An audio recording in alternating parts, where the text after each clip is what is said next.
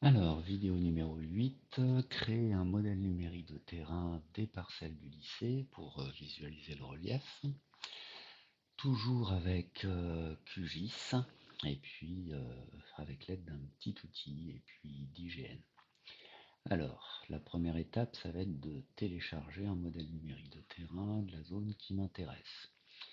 Il y a un flux qu'IGN vous propose, donc c'est celui-là. Bah, tiens, lui, je vais le supprimer. Toc.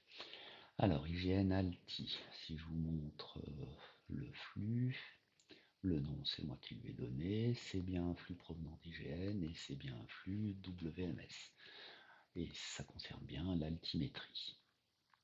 Bien, donc je m'en vais aller chercher les informations. Si je développe ce flux, moi ce qui va m'intéresser c'est le MNT, le modèle numérique de terrain de BD Alti. Toc. Donc ça me donne ça. Et puis je vais mettre ma parcelle dessus. Bon, ben, je vais mettre celui-là dessous. Voilà. Donc ma parcelle est dessus. L'idée c'est de prendre une zone un peu plus large. Voilà. Donc pour moi ce sera ça. Accessoirement, hein, j'ai bien ma parcelle et là ce que vous voyez c'est donc des damiers, des petites dalles grises d'un espace. Je ne connais pas son pas, mais ça doit être dans les. Je n'en sais rien. Et donc ce modèle numérique de terrain, donc il est appuyé sur les altitudes. Alors, je reprends ma parcelle, je veux la voir, voilà, un peu plus large. Bien, alors maintenant que j'ai la zone qui m'intéresse du modèle numérique de terrain, ça c'est un flux, donc moi je vais l'exporter, enregistrer sous. Je ne crée pas un fichier virtuel, une couche virtuelle, donc je vais lui donner un nom. Tout ce qui sera enregistré aujourd'hui, ça commencera par 1, MNT,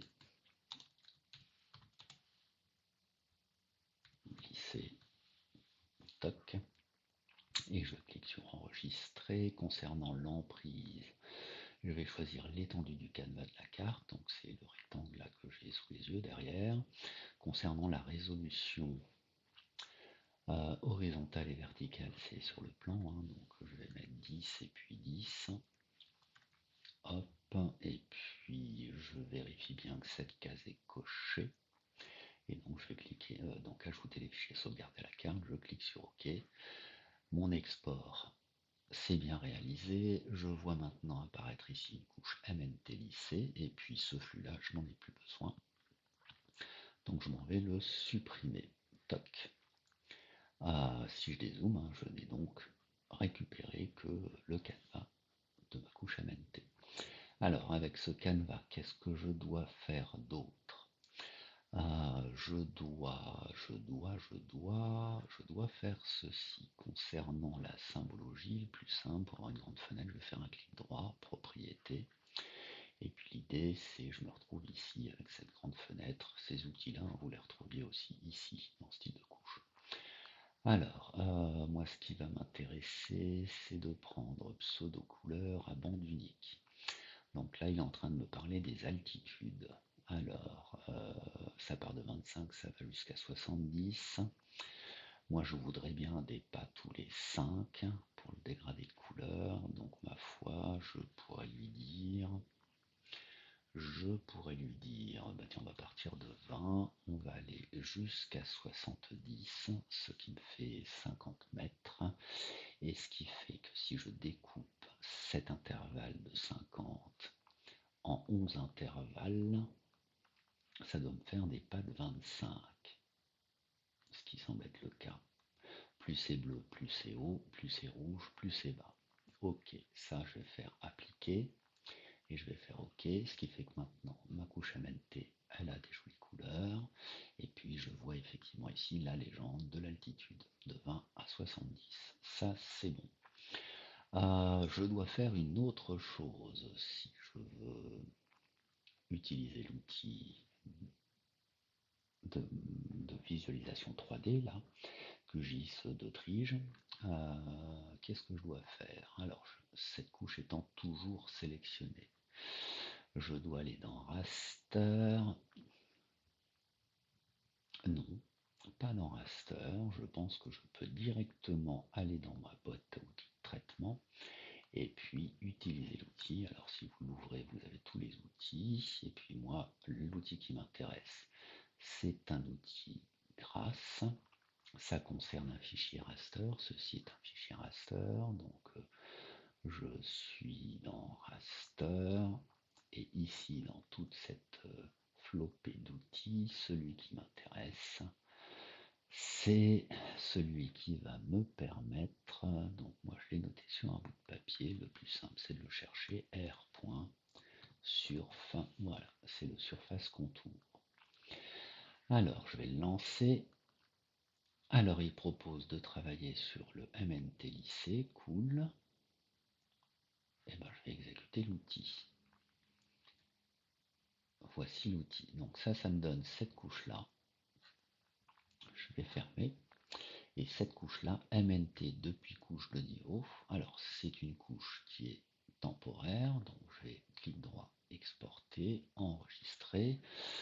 Je vais l'appeler, alors calculer depuis la couche un MNT lycée. Autant faire ça. Et puis ici, je vais lui dire que c'est un MNT dem. Et puis je vais faire OK. Donc moi, c'est cette couche-là que je vais pouvoir utiliser avec QGIS. Alors celle-là, je m'en vais supprimer puisqu'elle était temporaire et que j'en ai fait une copie. Donc pour l'instant, tout va bien. Alors concernant l'outil Trige, celui-là, vous ne l'avez pas, mais si vous allez dans Extensions, Installer, Gérer les extensions, si vous tapez dans la zone de recherche, là, non installé, évidemment, enfin donc moi c'est tout un, enfin puisque c'est déjà installé, si je tape QGIS, puis si je mets un 2, vous devez trouver ce truc-là, QGIS de Trige, c'est un petit logo triangulaire, vous l'activez, vous l'installez, et puis c'est bon. Donc quand ceci est fait, ben, vous avez maintenant, en passant par Internet, accès à ça. Alors, ici, je vous présente le support plat, POF, c'est lui. Sur ce support plat, pour l'instant, vous voyez toutes les couches qui sont exploitables par l'outil, le plugin, et qui proviennent de QGIS. Oui, ben, autant rester comme ça. Donc, je parle bien de ces couches-là, cette vue-là, c'est celle que j'ai ici. Accessoirement,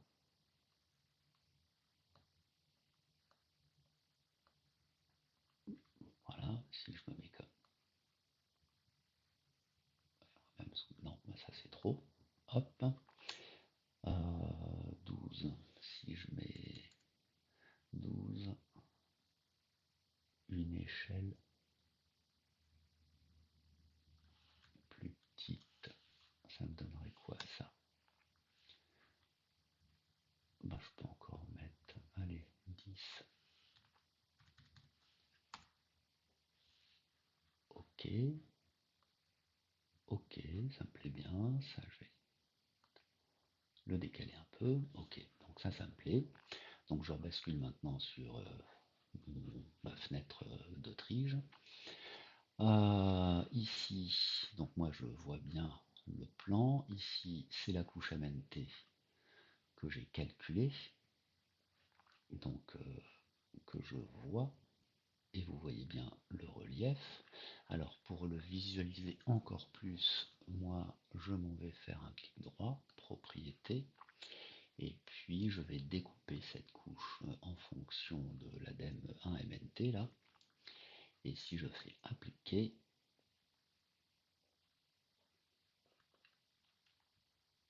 alors, oui, ben voilà ce que je veux.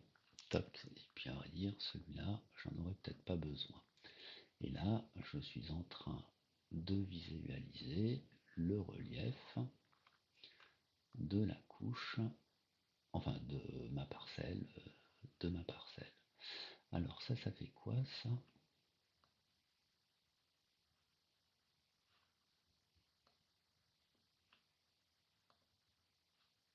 L'idée étant d'augmenter le relief. Je vois pas trop de différence, donc on va laisser 2. Faudrait lire la notice. Euh, Toc, texture, opacity, parcelle lissée. Alors si vous ne voyez pas la parcelle lissée, hein, là je découpe mon modèle numérique de terrain selon la parcelle de mon lycée. Bon, on dit que ça me plaît. Toc, et puis alors j'aurais bien voulu avoir. Alors j'aurais bien voulu me déplacer déjà, contrôle, pour centrer. Puis je sais pas quelle vue serait pertinente pour voir le terrain.